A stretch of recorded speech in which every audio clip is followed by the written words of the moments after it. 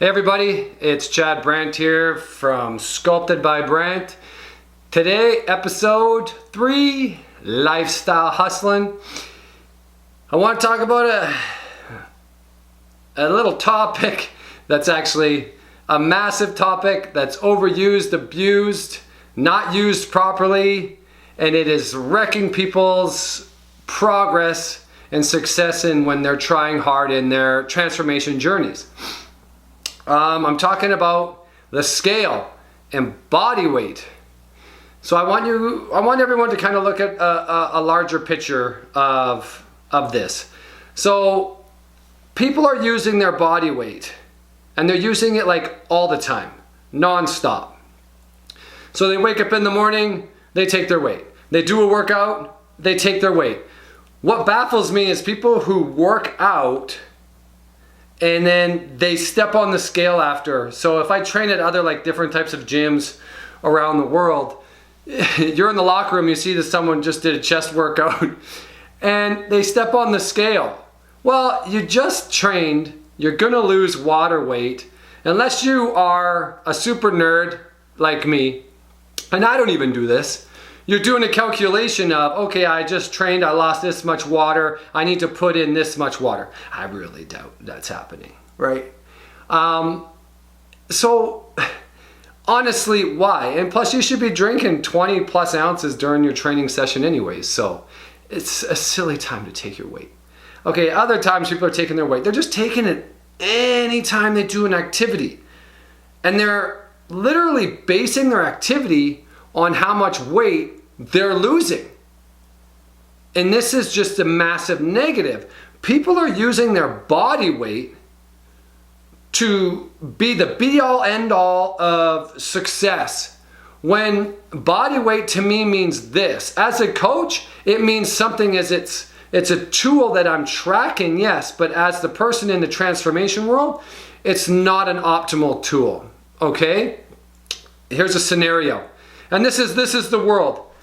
If you're taking your weight all the time and it's messing you up, do you think anyone in the world, other than your coach, if you have one, gives a beep about your weight? There isn't. It's not like that. Guys aren't like that. I'm not like that. Scenario, you're in the mall or you're in a coffee shop. Okay, let's say coffee shop. You walk in, you the person who's taking your weight every day and obsessed with your body weight.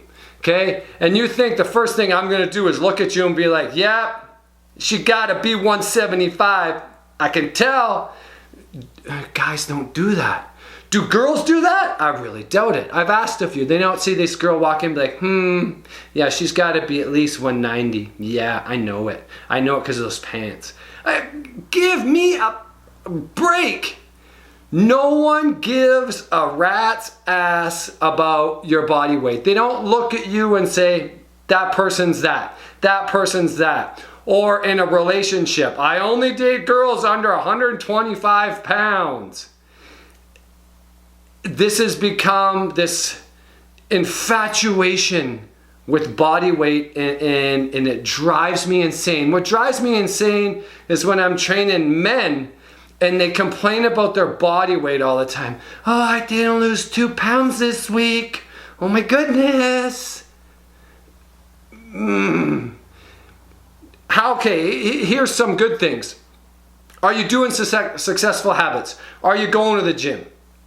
And you're not missing your workouts. And you're training according to the program. You're not jumping from program to program to program to program. Okay? You actually have a plan. Boom, consistency. Is your food good? Okay, are you eating well? Is it consistent with your training? Are you managing your stress? Are you sleeping well? Have you made all these habits? They're all successful steps up the ladder. I haven't said body weight once. Have you taken your measurements? Measure your waist. Something I do in my transformation programs, I like measuring from the shoulders down to the bottom of the glutes, a little bit of the upper thigh. If you're losing in this range, if you are dropping tons of inches in this range, that means you're on long term. You're doing well. And you're not just dropping fat on the outside, you're dropping the stuff around your organs deep on the inside that's lessening your life. I didn't say weight once. I barely ever take my weight. I just look in the mirror. I'm looking good, feeling good, get my blood work, that's looking good. It's all about that. It's not about your weight. It is not about that, okay? It's used as a guider. So here's some things. Don't weigh yourself after your workout. I already talked about that. Or after activity. Don't. Pat yourself on the back. Yes, I did it. I worked out. Frick, I feel good. Feed yourself.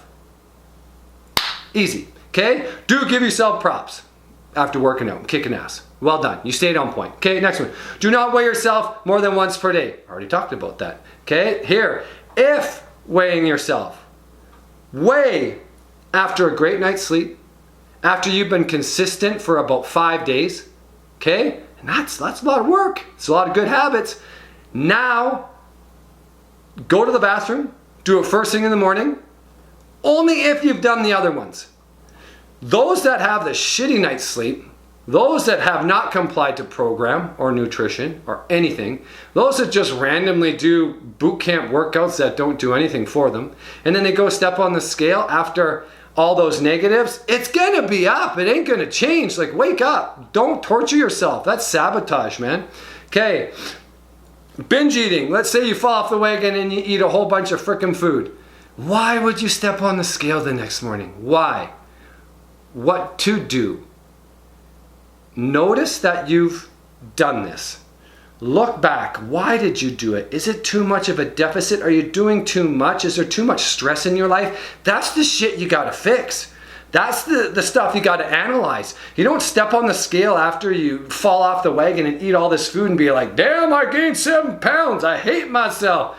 That's the, sorry for my language, the fuck it syndrome, and you're gonna eat entirely for another day of bad eating.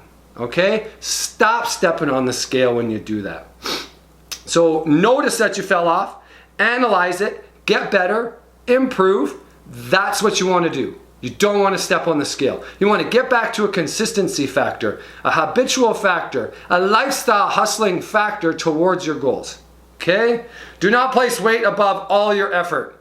So at the end of the week, if you're checking in with your coach, sometimes coaches do 7 days, sometimes they do 14. If you're sending it in and the first thing you write in the email is, oh, my weight, coaches just are like, whoa, what did you do in the week that was successful? Let's see these. Let's see all the good.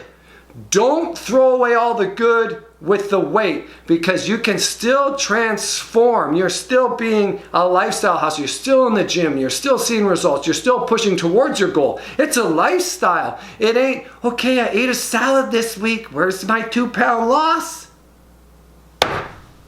Okay, what else do I got? Right here, measurements, take them.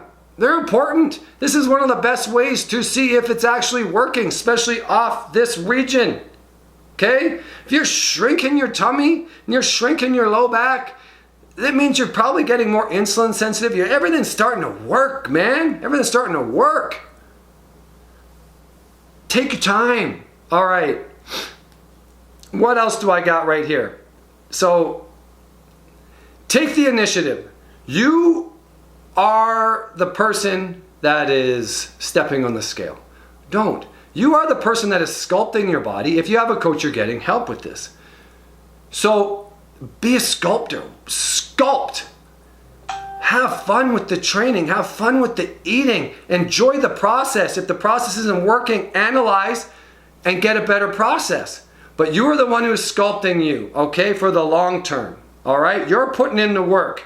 You're polishing what you're doing. Every week, polish. Don't repeat bad weeks. Analyze, polish, improve. Amazing. Okay? That's all I want to talk to now. Get off the damn scale. Only step on it if you are kicking butt, but also give yourself massive props. If you're a lifestyle hustler, and you're transforming your lifestyle, then you're going to transform your physique. Out.